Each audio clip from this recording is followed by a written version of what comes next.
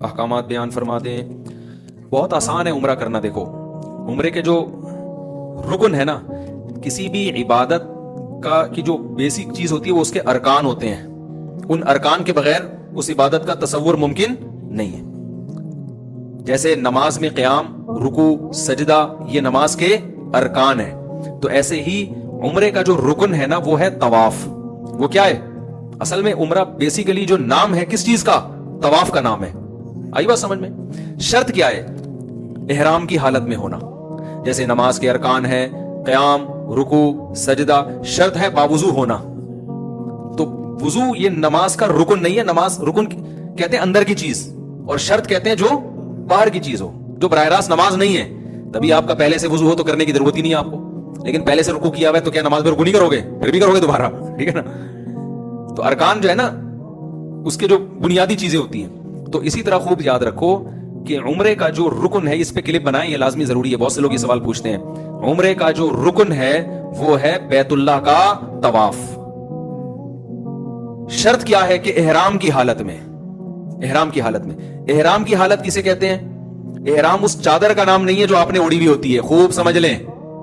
سمجھ میں آ رہی ہے بات؟ جیسے ہم تکبیر تحریمہ جب نماز کے لیے ہم قبلے کی طرف رخ کر کے اللہ اکبر کہتے ہیں اور ہاتھ باندھ لیتے ہیں، اللہ اکبر کی راہ پر پہنچتے ہی آپ نماز میں داخل. اب راہ پر پہنچتے ہی آپ پر نماز کی پابندیاں عائد ہو جاتی ہیں. اب آپ کسی سے بات نہیں کر سکتے، کھانا پینا نہیں کر سکتے، قبلے سے اپنے سینے کو پھیر نہیں سکتے. تو احرام نماز کے اندر بھی ہو گیا کہ نہیں ہو گیا؟ یہ کس طرح سے ہوگا؟ اللہ اکبر کہنے سے. تو اسی طرح یاد رکھو عمرے میں جب احرام میں داخل ہوتے ہیں یا حج میں بھی، تو اس کا طریقہ یہ ہے کہ لبیک اللہم لبیک لا شریک لک لبیک ان الحمد والنعمت لک والملک لا شریک لک. یہ الفاظ کہے جائیں عمرے کی نیت یا حج کی نیت سے.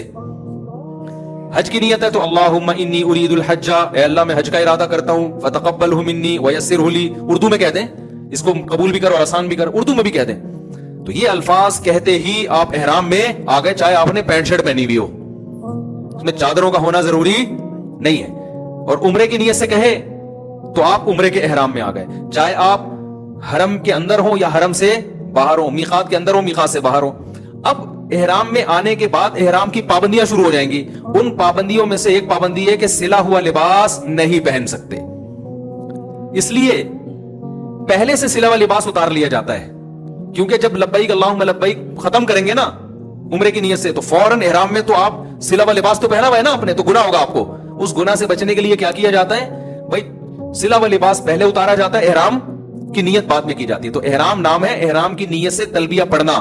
اس حالت میں جو آپ آ جاتے ہو نا، اس حالت کو احرام کی حالت کہا جاتا ہے. ان چادروں کو احرام نہیں کہا جاتا. وہ چادریں جو ہیں احرام کا حصہ ہیں، یعنی احرام کی پابندیوں میں سے ایک پابندی. اور وہ چادریں بھی نہیں ہیں. اصل حکم یہ ہے کہ سلا ہوا کپڑا نہیں پہننا.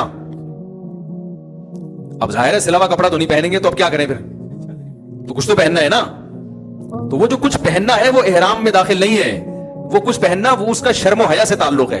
صحیح ہے نا کہ بھائی سلا ہوا نہیں پہننا. یہی وجہ ہے کہ میں اس لیے بتا رہا ہوں کہ بعض لوگ احرام باندھ کے واش روم جا رہے ہیں تو ان کو چادریں اتارنی پڑتی ہیں. واش روم سے فون کر رہے ہوتے ہیں، مفتی صاحب میں احرام کی حالت میں وہ چادر اتار سکتا ہوں؟ تو میں ان سے پھر کہتا ہوں بھائی یہ چادر احرام نہیں ہے، یہ تو آپ اتار لیں چادر. یہ تو پہنی اس لیے جاتی ہے تاکہ لوگ آپ کے، صحیح ہے نا، اچھا نہیں ہے نا، یہ بری بات ہو جائے گی نا. خود سوچو، تنہائی میں بیٹھ کے کبھی غور کرنا میں کیا کہہ رہا ہوں. اچھی بات ہے یہ.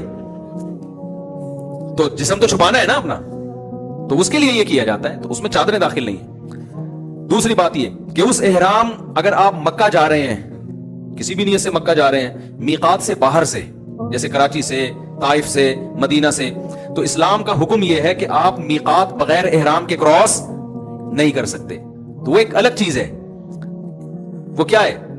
اس کا عمرے سے تعلق نہیں ہے، بلکہ اس کا اس سے تعلق ہے کہ آپ نے عمرے کی نیت کر کے میقات میں احرام باندھا کیوں نہیں، آپ نے عمرہ کیا کیوں نہیں. تو عمرہ نہ کرنے کی وجہ سے آپ پہ دم واجب ہوتا ہے.